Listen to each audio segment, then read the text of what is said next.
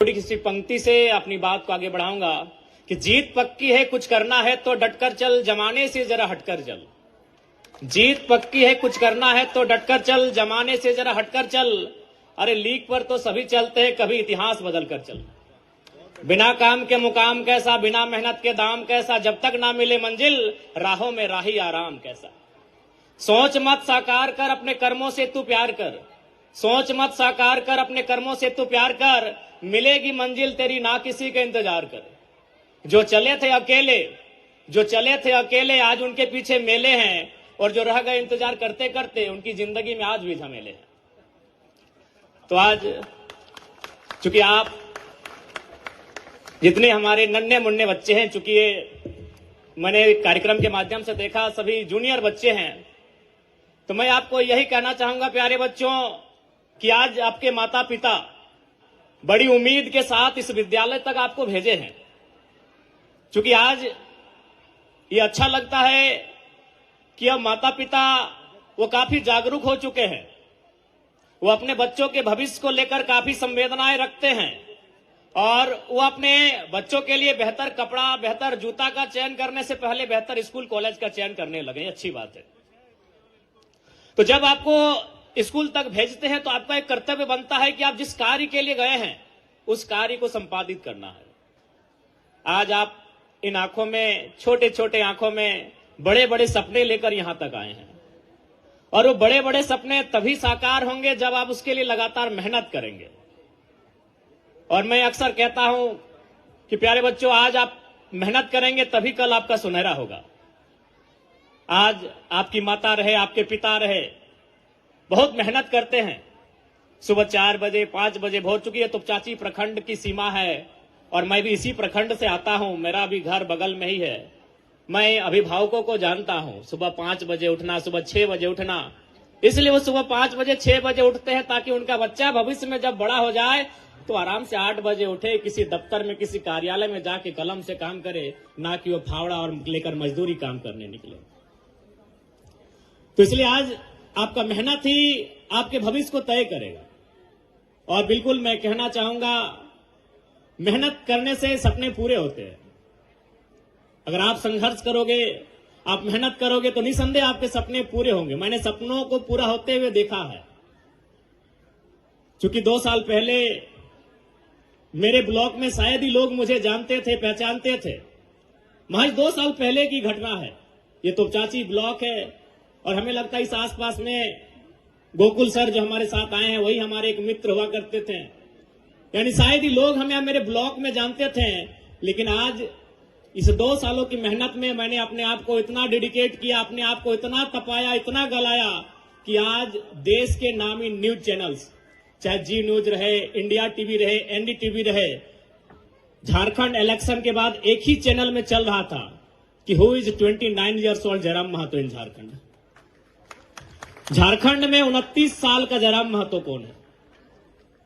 सारे news channel में यही चला था कि झारखंड राज्य में, चाहे वो द हिंदू रहे, इंडियन एक्सप्रेस रहे, द इकोनॉमी रहे, तमाम नेशनल न्यूज, तमाम प्रिंट मीडिया, तमाम डिजिटल मीडिया, एक ही लाइन चला था एक सप्ताह तक कि जयराम महतो कौन है 29 साल का झारखंड में। और ये महज मैंने 2 सालों में बनाया। 2 साल पहले मुझे कोई नहीं जानते थे। 2 साल तक मैंने लगातार मेहनत किया। इसीलिए मैं आपसे कह रहा हूं, सपने पूरे होते हैं। उन सपनों के लिए आपको मेहनत करने की आवश्यकता है। और एक बात तो मैं बार बार कहता हूं कि मैं जिस परिवार से आया हूं, अगर आप सुनेंगे तो आपकी रूह कांप जाएगी। अरे आपके माता पिता तो संपन्न है, हमसे अच्छे हैं। मैं जिस परिवार से होकर आज एमएलए की कुर्सी तक आया हूं, आज मैं इस राज्य के सर्वोच्च सदन का मेंबर बना हूं, अगर मेरे परिवार को आप जानेंगे तो आपकी रूह कांप उठेगी। जब मेरी उम्र 1.5 साल से 2 साल तक थी, उसी साल मेरे पिताजी का देहांत हुआ था। 2 महीना पहले मेरे दादाजी का देहांत हुआ था। और संयोग देखिए कि मेरी मां के गर्भ में मेरा छोटा भाई, तो उसका जन्म भी नहीं हुआ था। पूरे 20 साल तक जनरली जब हम मुखिया की बात करते हैं, इस घर का मुखिया कौन है, तो हमारा चूंकि ये पितृ प्रधान देश है, तो हमारे जहन में एक मर्द की छवि आती है कि इस घर का कोई मुखिया मर्द होगा। चाहे चाचा होगा, जेठा होगा, मामा होगा, मौसा होगा, दादा होगा, नाना होगा या भैया होगा, इस घर का मुखिया कोई मर्द होगा। लेकिन पूरे 20 साल तक मेरे घर का मुखिया मेरी मां ने संभाला। अभी किस परिस्थितियों में 28 साल की उम्र में, और मात्र 28 साल हमारी मां की उम्र थी। तो मैं उस परिवार से आता हूं, उस परिवार से मैंने संघर्ष करके आज इस राज्य के, झारखंड राज्य के सर्वोच्च सदन तक का मैंने सफर तय किया है। तो इसलिए मैं आपको कहना चाहता हूं, बिल्कुल सपने पूरे होते हैं। आप उन सपनों को देखते हैं कैसा, उन सपनों के पीछे मेहनत कैसा करते हैं, उन सपनों के पीछे आप डेडिकेट कितना करते हैं, यह सवाल बनता है। इसलिए आज इस कार्यक्रम में उपस्थित मेरे भाई समान, मेरी बहन समान स्टूडेंट को मैं यही कहना चाहूंगा, आप यहां आके 4 घंटा, 5 घंटा, 6 घंटा समय देते हैं, उस समय का मूल्य लेके जाइएगा। मैं आपको कहूंगा, यदि किसी बहन का मन अगर गीत गाने में लगता हो तो आप 4 घंटा गीत गाइए और इस राज्य का नंबर 1 सिंगर बन के सामने आइए। यदि किसी भाई को दौड़ने में मन लगता है कि हमको पढ़ने में नहीं दौड़ने में मन लगता है, आप 6 घंटा दौड़िए और झारखंड राज्य का नंबर 1 धावक बन के सामने आइए। मेरा कहना है कि जहां आप 4 घंटा से 6 घंटा देते हैं वो बेकार नहीं जाना चाहिए।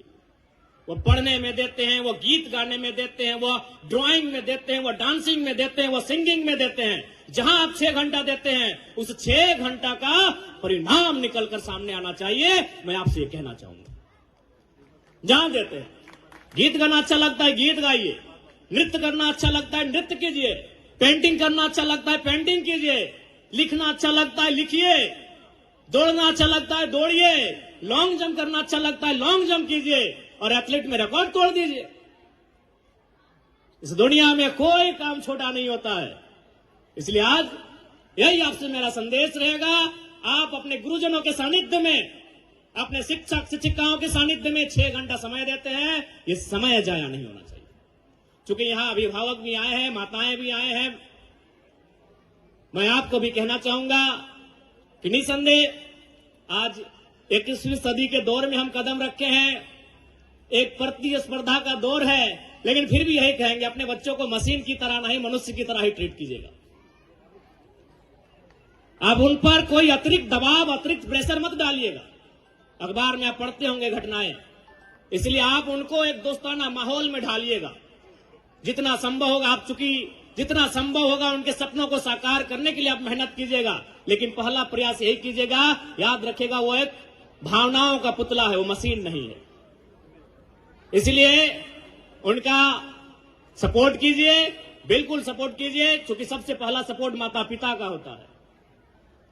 विशेष चूंकि समय का अभाव है और चूंकि ये भले ये घर मेरा इस जिला में है, लेकिन हम विधायक चुने गए हैं गिरिडीह बोकारो से, तो हमारे क्षेत्र में भी काफी कार्यक्रम है। और चूंकि सर 2 बार गए हमारे घर के सामने, तो हम बोले ठीक है, हम समय निकाल के आएंगे।